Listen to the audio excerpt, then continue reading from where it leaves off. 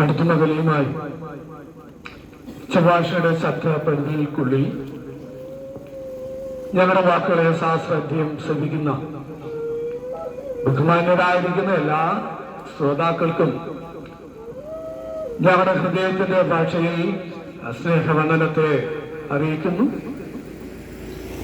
ദൈവത്താൽ സ്നേഹിക്കപ്പെട്ടിരിക്കുന്ന ഈ മനോഹര ഗ്രാമപ്രദേശത്ത് മാറ്റമില്ലാത്ത സുവിശേഷത്തിന്റെ സന്ദേശങ്ങൾ ഒരിക്കൽ കൂടി കേൾക്കുവാൻ എന്റെ പ്രിയ ശ്രോതാക്കൾക്ക് ലഭ്യമായ ഈ നല്ല സമയം ജീവിതത്തില് അനുഗ്രഹത്തിന്റെ സമയമാണ്. സുവിശേഷ സന്ദേശം എന്ന് പറയുന്നത് മനുഷ്യ ഹൃദയങ്ങളിൽ സമാധാനവും സന്തോഷവും സംതൃപ്തിയും മനുഷ്യന് പ്രദാനം ചെയ്യുന്ന അതിമനോഹരമായിരിക്കുന്ന സന്ദേശമാണ് സുവിശേഷ സന്ദേശം എന്ന് പറയുന്നത്. മനുഷ്യനിൽ വലിയ മാറ്റങ്ങൾ വരുത്തിയിട്ടുള്ള ഒരു സന്ദേശമാണ് സുവിശേഷ സന്ദേശം. ആഫ്രിക്കൻ വനാന്തരങ്ങളിൽ ജീവിച്ച ഒരു കൂട്ടം മനുഷ്യരെ കുറിച്ച് ഇങ്ങനെ രേഖപ്പെടുത്തിയിട്ടുണ്ട്. നരഭോജികളായിരിക്കുന്ന മനുഷ്യർ, അവർ നരസ്നേഹികളായത് സുവിശേഷത്തിന്റെ കേൾവിയാണ്. അവർ വനങ്ങളിൽ ആ ജാതി പെടാത്ത ഏതെങ്കിലും ഭാഗമാക്കാം അവരെടുക്കൽ ചെന്നാൽ അവരെ പിടിച്ച് കൊന്ന പുഴുങ്ങിയും വറത്തും ചുട്ടും തിന്നുന്ന ഒരു വിഭാഗം ആൾക്കാരായി. എന്നാൽ അവരുടെ സുവിശേഷത്തിന്റെ സന്ദേശവുമായി ഒരടുക്കൽ എത്തിച്ചേർന്നപ്പോൾ അനവധി ആൾക്കാർ മരണത്തിന് വിധേയപ്പെട്ടെങ്കിലും അവരിൽ ചിലർ സുവിശേഷത്തിന്റെ സന്ദേശങ്ങളെ ഉൾക്കൊണ്ടപ്പോൾ നര സ്നേഹികളായി തീരുവാനിടയായിത്തോ. വലിയ മാറ്റങ്ങൾ വ്യക്തിപരമായി മനുഷ്യ ജീവിതത്തിലേക്ക് ശ്രദ്ധിച്ചാൽ മാറ്റങ്ങൾക്ക് വിധേയപ്പെടുന്ന മനുഷ്യരാണ് നാം എല്ലാവരും. നാം പലപ്പോഴും നമ്മൾ ആഗ്രഹിക്കുന്ന നിലകളിൽ പല മാറ്റങ്ങളും നമ്മളിൽ വന്നു ഭവിക്കാത്തതിനാൽ വളരെ മനുഷ്യരെ നിരാശകളിലൂടെ ജീവിക്കുന്നവരുണ്ട്.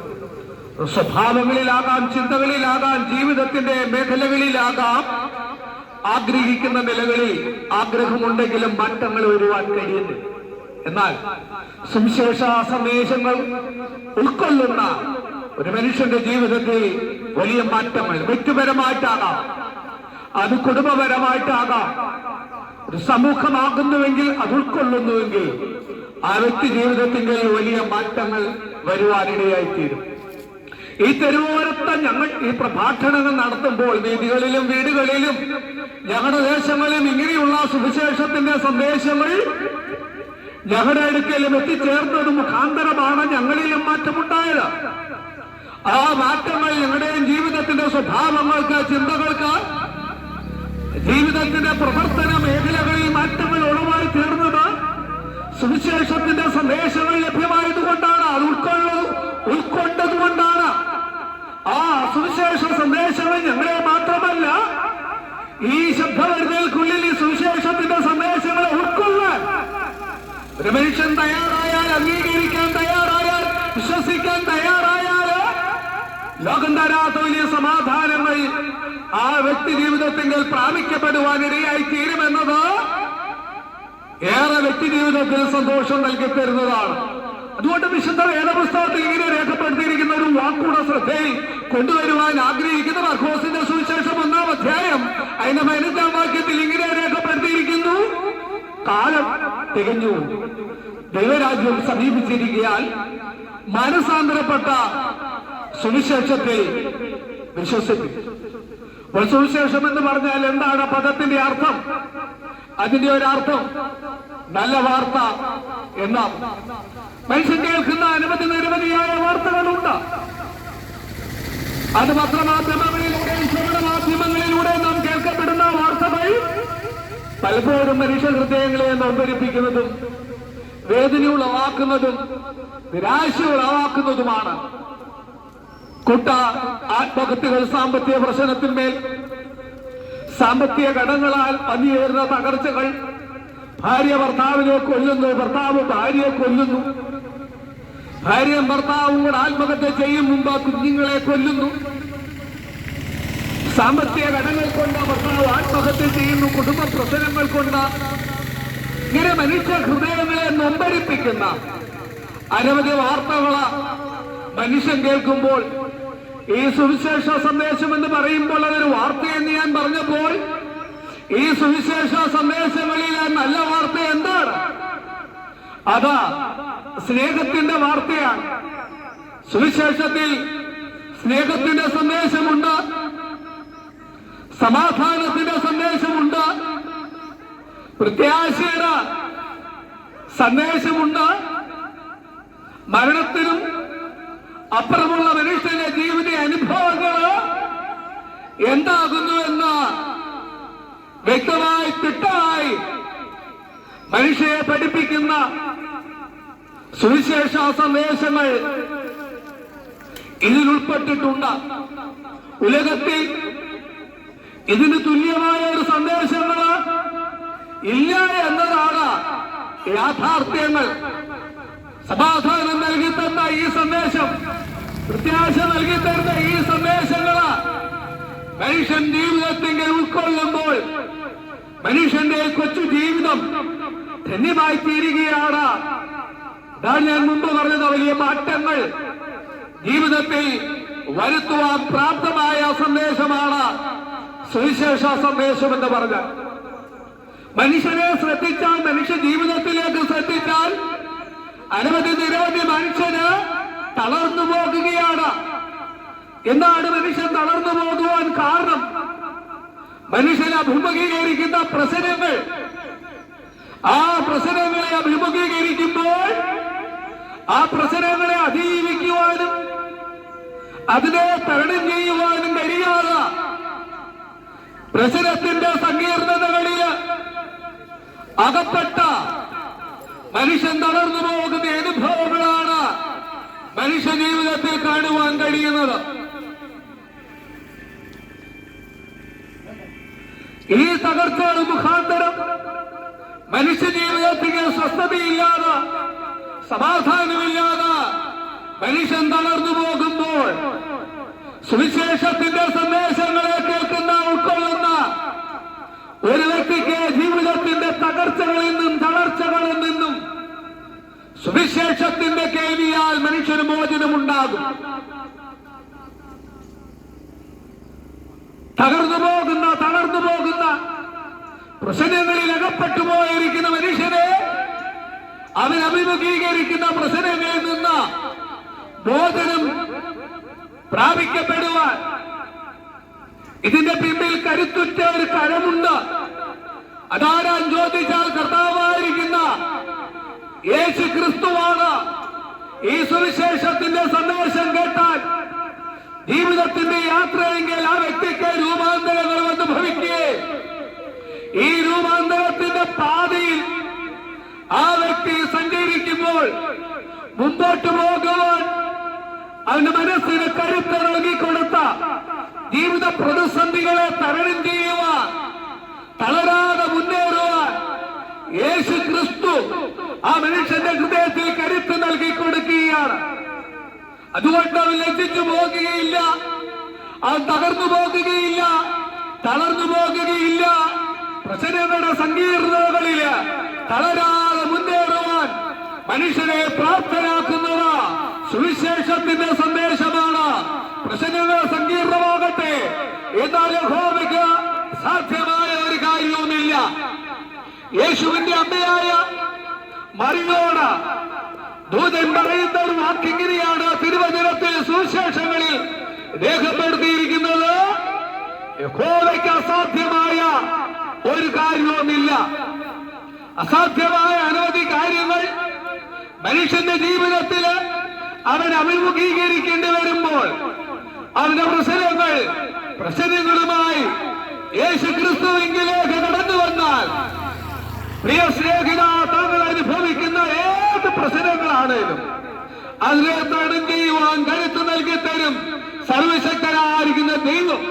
എന്നാൽ ഇതൊക്കെ മനുഷ്യൻ പ്രാപിക്കപ്പെടണമെങ്കിൽ സുവിശേഷത്തിന്റെ സന്ദേശങ്ങൾ അത് ഉൾക്കൊള്ളുവാൻ തയ്യാറാകുന്നുവെങ്കിൽ ലജ്ജിച്ചു പോകാതെ തകർന്നു പോകാതെ മുന്നേറുവാനിടയായിത്തീരും. അനവധി കുടുംബങ്ങള് ജീവിതത്തിൽ സമാധാനമില്ലാതെ ജീവിക്കുന്ന ഒരു കാലഘട്ടത്തിലാണ് ഞാനും ഈ പ്രഭാഷണങ്ങള് ഈ തെരുവോരത്തിൽ നിന്ന് പ്രസംഗിക്കുന്നത്. കുടുംബങ്ങളിൽ സമാധാനങ്ങളില്ല. ഒരു കൂരയ്ക്കകത്ത് സമാധാനമില്ലാതെ ജീവിക്കുന്ന ഭാര്യയും സമാധാനമില്ലാതെ ജീവിക്കുന്ന ഭർത്താവും അവരുടെ ജീവിതത്തിന്റെ അസമാധാനങ്ങളെ കണ്ട് നെടുവീർപ്പോൾ ഉയർത്തുന്ന തലമുറകളും ഒരു കൂരയ്ക്ക് അകത്ത് സമാധാനമില്ലാതെ ജീവിക്കുന്ന അനവധി മനുഷ്യരാ, അനവധി കുടുംബങ്ങളാ നമുക്ക് ചുറ്റുമുള്ളപ്പോൾ കുടുംബങ്ങൾ ജീവിതത്തിൽ ഏറ്റവും ആനന്ദകരമായ ഒരു ജീവിതം എന്ന് പറയുന്നത് മനുഷ്യന് കുടുംബ ജീവിതമാണ്. എന്നാൽ ആ കുടുംബ ജീവിതത്തിൽ ആനന്ദങ്ങളും സമാധാനങ്ങളും കണ്ടെത്താൻ കഴിയാതെ പ്രശ്നങ്ങളുടെ നടുവില് അതിൽ കുരുങ്ങിപ്പോകുമ്പോൾ, അനവധി കുടുംബ ജീവിതങ്ങൾ തകരുമ്പോൾ, അനവധി വിവാഹ മോചനങ്ങൾ ഈ കേരളത്തിൽ നടക്കുമ്പോൾ കാരണമെന്ന് പറയുന്നത് യോജിച്ച സമാധാനത്തോടെ ജീവിക്കുവാൻ മനുഷ്യന് കഴിയുന്നില്ല. സമാധാനമില്ലാത്ത കുടുംബങ്ങളാണ് നമുക്ക് ചുറ്റും കാണുന്ന അനവധി കുടുംബങ്ങൾ. ഞങ്ങളുടെയും ജീവിതത്തിൽ ഈ സമാധാനമില്ലാതെ ജീവിച്ച അനുഭവങ്ങളുണ്ട്. യേശു ക്രിസ്തു ഞങ്ങളുടെ ജീവിതത്തിലേക്ക് കടന്നു വന്നതാണ് നമ്മുടെ ജീവിതത്തിന്റെ സമാധാനങ്ങൾ. ഈ ശബ്ദവരികൾക്കുള്ളില് വാക്കുകളെ കേൾക്കുന്ന ബഹുമാന്യ ശ്രോതാവേ, സമാധാനമില്ലാതെ ജീവിക്കുന്ന ഒരു കുടുംബമാണോ താങ്കള്? തങ്ങളുടെ കുടുംബത്തിന്മേല് സമാധാനം നൽകി തന്ന ഒരുവനുണ്ട്. മറ്റാരുമല്ല, കർത്താവായിരിക്കുന്ന യേശു ക്രിസ്തുവിൽ ഒരുവൻ വിശ്വസിക്കുന്നുവെങ്കിൽ യേശുവിനെ കർത്താവും യേശുവിനെ രക്ഷകനുമായി ഒരുവൻ അംഗീകരിക്കുകയും സ്വീകരിക്കുകയും കുടുംബത്തിലേക്ക് യേശുവിനെ കൈക്കൊള്ളുകയും ചെയ്ത ആ വ്യക്തിയുടെ ജീവിതത്തിൽ ആ കുടുംബത്തിൽ സമാധാനം നൽകി തരികയാണ്. ഈ പ്രാർത്ഥനത്തിൽ ഈ പ്രായം വരെയും ജീവിച്ചിട്ട് സമാധാനമില്ലാതെ ജീവിക്കുന്ന ഒരു വ്യക്തിയെങ്കിൽ ഇന്ന് പകലിൽ സന്തോഷങ്ങൾ തങ്ങളുടെ ജീവിതത്തിന്റെ സമാധാനങ്ങൾക്കും സന്തോഷങ്ങൾക്കും വിടുതലിനും കാരണമാകും. യേശുവിനെ പറയുകയുണ്ടായി, എന്റെ സമാധാനം ഞാൻ നിങ്ങൾക്ക് തന്നേച്ചു പോകും. ലോകന്തരാത്ത വലിയ സമാധാനങ്ങള് നൽകിത്തരുവാൻ കഴിവുള്ള യേശു ക്രിസ്തുവിൽ ഒരു വിശ്വസിക്കുമ്പോൾ എന്റെ ഹൃദയത്തിന്റെ അസമാധാനങ്ങളിൽ നിന്നും അവൻ മോചനമുണ്ടാകുകയാണ്. ജീവിതത്തിൽ സമാധാനങ്ങൾ പ്രാപിക്കപ്പെടുവാനിടയാവും. യേശു ക്രിസ്തുവിനെ അംഗീകരിക്കുമ്പോൾ, യേശു ക്രിസ്തുവിനെ രക്ഷകനായി സ്വീകരിക്കുമ്പോൾ ജീവിതത്തിന്റെ പ്രയാസങ്ങളിൽ നിന്ന്, സമാധാനത്തിൽ നിന്ന് മനുഷ്യനെ ദൈവം വിടുവിക്കുകയാണ്. സുവിശേഷം എന്ന് പറഞ്ഞാൽ സ്നേഹത്തിന്റെ സന്ദേശമാണ്, സമാധാനത്തിന്റെ സന്ദേശമാണ്. പ്രിയ സ്നേഹിത, താങ്കളെ യേശു സ്നേഹിക്കുകയാണ്. നിങ്ങളുടെ പ്രതിസന്ധിയുടെ നടുവില് നിങ്ങളോട് കൂടെ പലരും നിൽക്കുമെന്ന് ഒരുപക്ഷെ നിങ്ങൾ ചിന്തിച്ചിട്ടുണ്ടാകാം. നിങ്ങളുടെ പ്രതിസന്ധിയുടെ നടുവിൽ ഒറ്റപ്പെട്ടു പോയ ഒരു വ്യക്തിയാണ്, സഹായിപ്പാൻ ആരുമില്ലാതെ സഹായനായി തീർന്ന ഒരു വ്യക്തിയാണോ? ജീവിതത്തിന് ഏതൊരു സഹായതയ്ക്കുള്ളിൽ താങ്കളകപ്പെട്ടു പോയാലും നിങ്ങളെ വിടുവിക്കുവാൻ ഒരുവനുണ്ട്. യേശു താങ്കളെ സ്നേഹിക്കുന്നു. അതൊന്ന് തിരിച്ചറിഞ്ഞാൽ, അതൊന്ന് മനസ്സിലായാൽ, യേശുവിലേക്ക് വരുവാൻ ഒരുവൻ തയ്യാറായാൽ ദൈവസ്നേഹം കൊണ്ട് താങ്കളുടെ ഹൃദയങ്ങൾ നിറയപ്പെടുവാനിടയായിത്തീരും. ഈ സുവിശേഷ മാർഗത്തിൽ പിന്തുടർന്നാൽ നിനക്കത്ത് അനുഗ്രഹമുണ്ട്. എന്താണ് ഇതിന്റെ അനുഗ്രഹം? ദുഃഖിക്കുന്നവര് സമാധാനം നൽകി തരുന്നതാണ് സുവിശേഷ സന്ദേശങ്ങൾ. ദുഃഖം കൊണ്ട് മനുഷ്യ ഹൃദയങ്ങൾ തളരുമ്പോൾ അവന്റെ കണ്ണുകൾ നിറഞ്ഞൊഴുകുമ്പോൾ ആ മനസ്സിന്റെ ഉള്ളിലെ ദുഃഖമാണ് ആ നിറ കണ്ണുകൾ തെളിയിക്കുന്നത്. എന്നാൽ സുവിശേഷപരമായി വിശ്വസിക്കുമ്പോൾ ആ നിറഞ്ഞ കണ്ണുകൾ മാറി നിറവല്ല, ഹൃദയത്തിനുള്ളിൽ സമാധാനങ്ങൾ വരും. അതിന് കണ്ണുനീരെ തുടയ്ക്കുന്നതാണ് സുവിശേഷ സന്ദേശം എന്ന് പറയുന്നത്. വേദപുസ്തകം പറയുന്നു, ശത്രുവിനെ പോലും സ്നേഹിപ്പീൻ. വേദനിപ്പിക്കുന്ന, സങ്കടപ്പെടുത്തുന്ന ചിലരെ കുറിച്ച് പറയുന്നത് ശത്രുവാണ്. സുവിശേഷത്തിന്റെ സന്ദേശങ്ങള് ഒരുവൻ കൈക്കൊണ്ടാൽ ഏതു മനുഷ്യനെയും സ്നേഹിപ്പാൻ അതിന്റെ ഹൃദയങ്ങളിൽ മാറ്റങ്ങളിൽ രൂപാന്തരങ്ങൾ വരുത്തുന്നതാണ് സുവിശേഷ സന്ദേശം എന്ന് പറയുന്നത്. വാളെടുക്കുന്നവരോട് വാളുറയിലിടാൻ പറഞ്ഞ യേശു ക്രിസ്തു ഈ സുവിശേഷ മാർഗം എന്ന് പറയുന്നത് നേരായ പാതകളിൽ താങ്കളെ നടത്തുന്നതും നയിക്കുന്നതുമാണ്. പാപം ചെയ്യുന്നവരോട് യേശു പറഞ്ഞത് മേലിൽ പാപം ചെയ്യല്. അവ സുവിശേഷം എന്ന് പറയുന്നത് പാപത്തിൽ നിന്ന് മനുഷ്യന് മോചനം നൽകുന്നതും പാപത്തിന്റെ കെണികളിൽ നിന്ന് അവനെ രക്ഷിക്കുന്നതുമാണ് സുവിശേഷ സന്ദേശം എന്ന് പറയുന്നത്. മനുഷ്യ ജീവിതത്തിലേക്ക് ശ്രദ്ധിച്ച മനുഷ്യന്റെ ദുഃഖങ്ങൾ, ഭാരങ്ങൾ, പ്രയാസങ്ങൾ, പ്രതിസന്ധികൾ, അവയുടെ തളർച്ചകൾ, അവയാൽ നിരാശയാകുമ്പോൾ എന്താണ് മനുഷ്യനിങ്ങനെ നിരാശയും ദുഃഖിതനുമായി തീരുന്നത് എന്ന് വേദപുസ്തകത്തിൽ പരതിയ ബൈബിളിന് മറുപടി പറയും. മനുഷ്യ ജീവിതത്തിന്റെ പാപമാണ് മനുഷ്യനെ ഈ നിലകളിൽ തകർക്കുന്നത്. ശരിയല്ലേ? പാപമാണ് മനുഷ്യന്റെ ജീവിതത്തിന്റെ സമാധാനങ്ങളെ ഇല്ലാതാക്കുന്നത്, സന്തോഷങ്ങളെ ഇല്ലാതാക്കുന്നത് പാപത്തിന്റെ പരിണിത ഫലമാണെന്ന് വിശുദ്ധ വേദപുസ്തകം പറയുമ്പോൾ സകല മനുഷ്യരെ വിടിവിപ്പാൻ വേണ്ടിയാണ് യേശു ക്രിസ്തു ലോകത്തിൽ വന്ന് സകല മനുഷ്യന്റെ പാപത്തിന്റെ പരിഹാരത്തിന് വേണ്ടിയാണ് യേശു ക്രിസ്തു മരിച്ചത്. ക്രൂശിലേശ് മരിക്കുമ്പോൾ അവൻ ഇപ്രകാരം പറയുകയുണ്ടായി, സകലം നിവർത്തിയായി. എന്താണ്? സകല മനുഷ്യന്റെ പാപത്തിന്റെ പരിഹാരം നിവർത്തീകരിച്ചിരിക്കുന്നു. സകല മനുഷ്യരുമെന്ന് പറയുമ്പോൾ ജാതിയില്ല, മതമില്ല, വർഗമില്ല, രാജ്യമില്ല. സകല മനുഷ്യരും വാർത്തകത്ത് ഈ ഭൂമിയിലുള്ള സകല മനുഷ്യന്റെ പാപത്തിന്റെ പരിഹാരത്തിന് വേണ്ടിയാണ് യേശു ക്രിസ്തു മരിച്ചത്. യേശു എന്ന പാപങ്ങൾക്ക് വേണ്ടിയാണ് മരിച്ചത് എന്ന് ഒരു വ്യക്തി വിശ്വസിക്കുമ്പോൾ ആ വ്യക്തിയുടെ പാപത്തിന് പരിഹാരമുണ്ടാകും. യേശുവിന്റെ മരണം എന്റെ പാപത്തിന്റെ പരിഹാരത്തിന് വേണ്ടിയാകുന്നു എന്ന് പ്രഭാഷണം കേൾക്കുന്ന പ്രിയ ശ്രോതാവേ, താങ്കൾ വിശ്വസിക്കുന്നുണ്ടോ? പാപമോചനം പ്രാപിച്ച ഒരു വ്യക്തിയാണോ?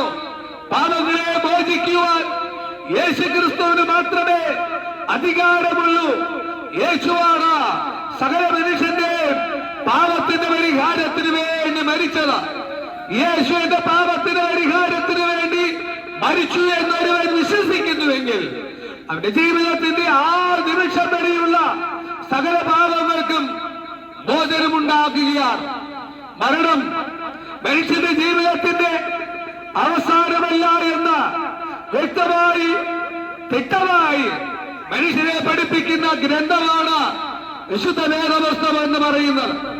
മരണത്തോടുകൂടി മനുഷ്യന്റെ വേദനകൾ, ദുഃഖങ്ങൾ, പ്രയാസങ്ങൾ, പ്രതിസന്ധികൾ അവയെന്നെല്ലാം മോചനമുണ്ടാക്കുകയാണ്. എന്നാൽ മനുഷ്യൻ മരിക്കുമ്പോൾ അവന്റെ ശരീരം മണ്ണിലേക്കും ശരീരം തീക്കും ഇരയാകുമ്പോൾ മനുഷ്യന്റെ നയനങ്ങൾക്ക് മുമ്പിൽ ആ മനുഷ്യൻ മറഞ്ഞിരിക്കുകയാണ്. എന്നാൽ ദൈവത്തിന് മുമ്പിൽ ആ മനുഷ്യന് ആ നിലവിലുണ്ട് എന്ന് പറഞ്ഞ ദൈവത്തിന്റെ ദൃഷ്ടിക്ക് മുമ്പിൽ അവൻ മറിയുന്നില്ല. മരണം മനുഷ്യന്റെ ജീവിതത്തിൽ അവസാനമല്ല, മരണാനന്തരം ഒരു ജീവിതമുണ്ട്.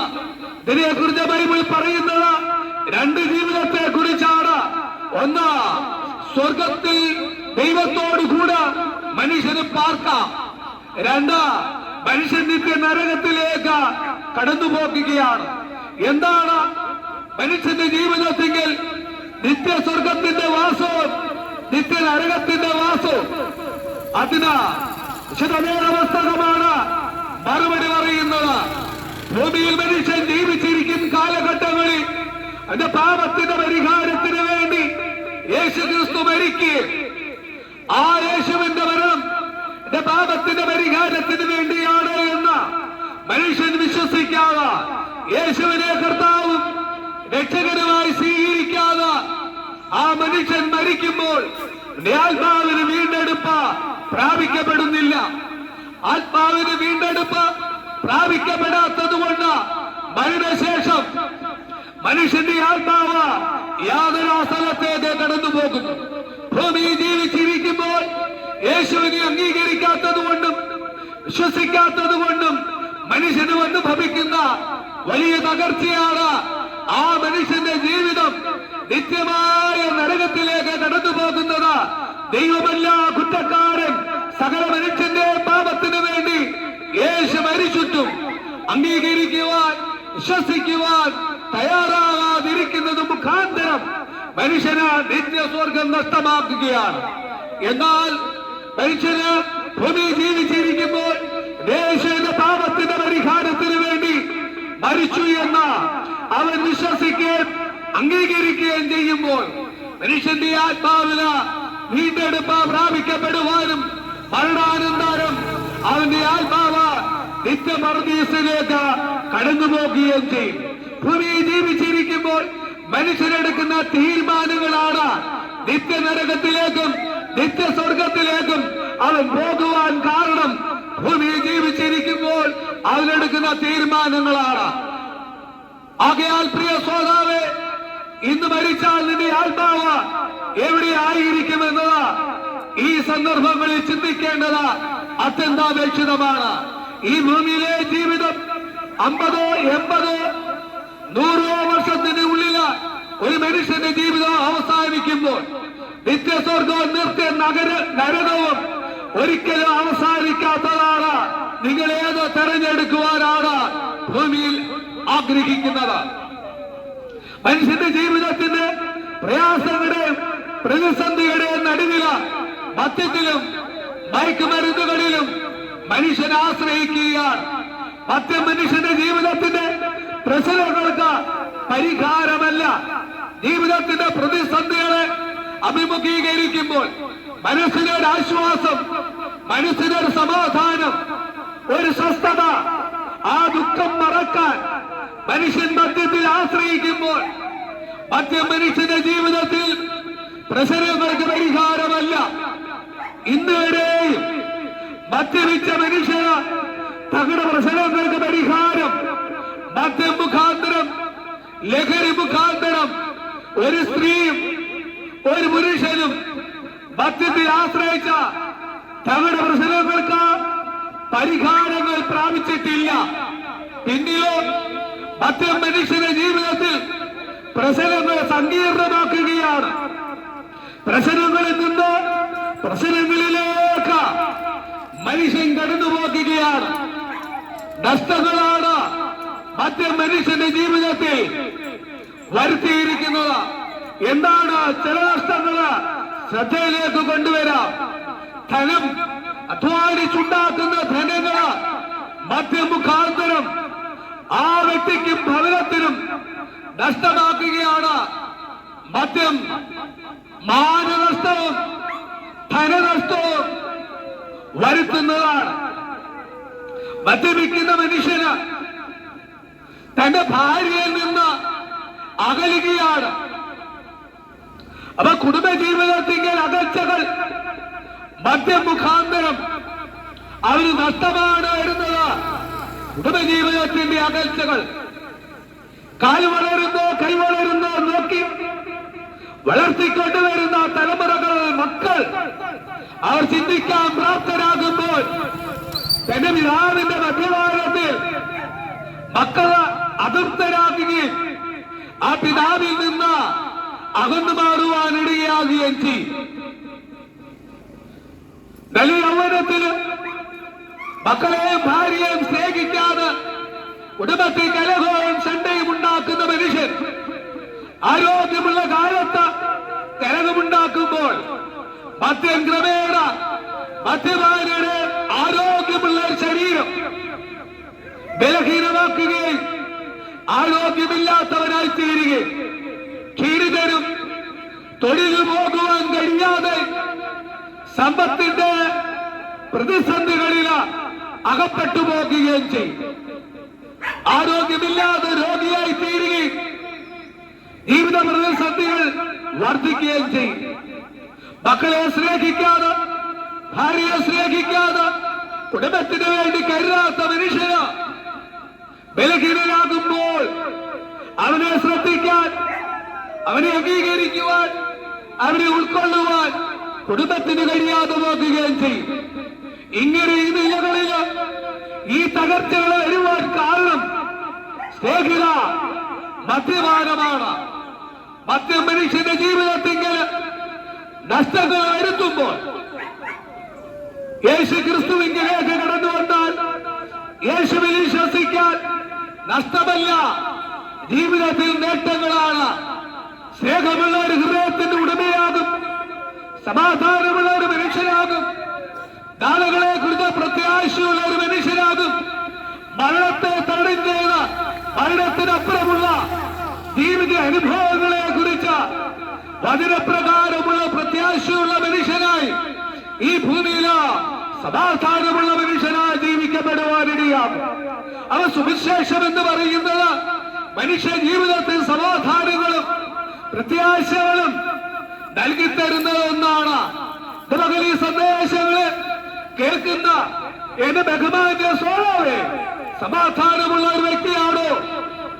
സമാധാനമില്ലാത്ത ഒരു വ്യക്തിയാകുന്നുവെങ്കിൽ യേശുവിലേക്ക് കടന്നു വരിക, യേശു ക്രിസ്തുവിന്റെ സമാധാനങ്ങൾ പ്രാപിക്കപ്പെടുക. കുടുംബജീവിത തകർച്ചകളിലും മധ്യമാരികളിലും തകർന്നും തളർന്നും പോയിരിക്കുന്ന ഒരു വ്യക്തിയാകുന്നുവെങ്കിൽ യേശുവിലേക്ക് കടന്നു വരിക.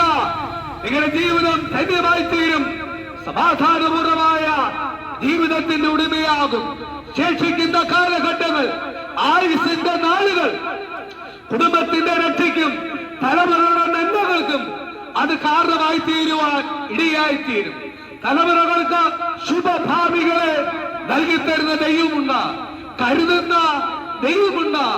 മനുഷ്യന്റെ പരിശ്രമങ്ങൾ, കരുതലുകൾ ലഭ്യമാകാതെ ഇരിക്കുമ്പോൾ വേദപുസ്തകത്തിൽ ഇങ്ങനെ യേശു ക്രിസ്തുവിനെ കുറിച്ച് പറയുന്നു, ഞാൻ നിങ്ങൾക്ക് വേണ്ടി കരുതുന്ന ദൈവമാണ്. മനുഷ്യന്റെ പരിശ്രമത്തിൽ കരുതലുകൾക്ക് പരാജയം വരുമ്പോൾ യേശുവിൽ വിശ്വസിച്ച കുടുംബത്തിന് വേണ്ടി കരുതുന്ന ദൈവമുണ്ട്. ഈ ആത്മാവിന്റെ രക്ഷയ്ക്ക് വേണ്ടി കരുതിയിരിക്കുന്ന ഈ ദൈവത്തിങ്കിൽ വിശ്വസിക്കുവാനും അംഗീകരിക്കുവാനും നിങ്ങളെ ഞങ്ങളാഹ്വാനം ചെയ്തുകൊണ്ട് എന്റെ വാക്കുകൾക്ക് വിരാമം കുറിക്കുവാൻ കർത്താവിൽ ഞാൻ ആഗ്രഹിക്കുകയാണ്. നിങ്ങൾക്ക് വേണ്ടി ഒരു നിമിഷം പ്രാർത്ഥിപ്പാൻ ആഗ്രഹിക്കും. ഞങ്ങളുടെ പ്രിയ പിതാവേ, അങ്ങയുടെ പരിശുദ്ധമായിരിക്കുന്ന നാമത്തിന് നന്ദിയുള്ള ഹൃദയത്തോടുകൂടി ഞങ്ങളെ അങ്ങേക്ക് സ്തോത്രം ചെയ്യും. ഈ ശബ്ദമരുതൽക്കുള്ളില് ഞങ്ങളുടെ വാക്കുകളെ കേട്ട വ്യക്തികളെ, കുടുംബങ്ങളെ, ദേശത്തെ ദൈവകരങ്ങളിലേക്ക് ഫലമേൽപ്പിക്കുക. കർത്താവേ, അവരുടെ വ്യക്തിപരമായ ജീവിതം, അവർ കുടുംബ ജീവിതം ദൈവത്താൽ അനുഗ്രഹമായി തീരുമാറാകട്ടെ. പ്രതിസന്ധികളിലും പ്രയാസങ്ങളിലും തകരുന്നവരും തളരുന്നവരുമാകുന്നുവെങ്കിൽ കരുത്ത് നൽകി തരുന്ന യേശുവിൽ വിശ്വസിപ്പാൻ, സമാധാനങ്ങൾ പ്രാപിക്കപ്പെടുവാൻ, മരണത്തിനും അപ്പുറമുള്ള സ്വർഗീയ പ്രത്യാശയിലും ആത്മാവിന്റെ കരുതലിലും ജീവിപ്പാൻ ഈ പ്രിയപ്പെട്ടവരെ സർവശക്തനായിരിക്കും ദൈവമേ സഹായിക്കണമേ. അങ്ങയുടെ നാമത്തിൽ അനുഗ്രഹിച്ച് പ്രാർത്ഥിക്കുന്നു. ഈ പ്രിയപ്പെട്ടവർ ദൈവത്താൽ അനുഗ്രഹീതരായി തീരുവാൻ ഇടയായി തീരുമാറാം. പുത്രന്റെ നാമം മഹത്വപ്പെടുത്തണം. യേശുവിന്റെ നാമത്തിൽ തന്നെ.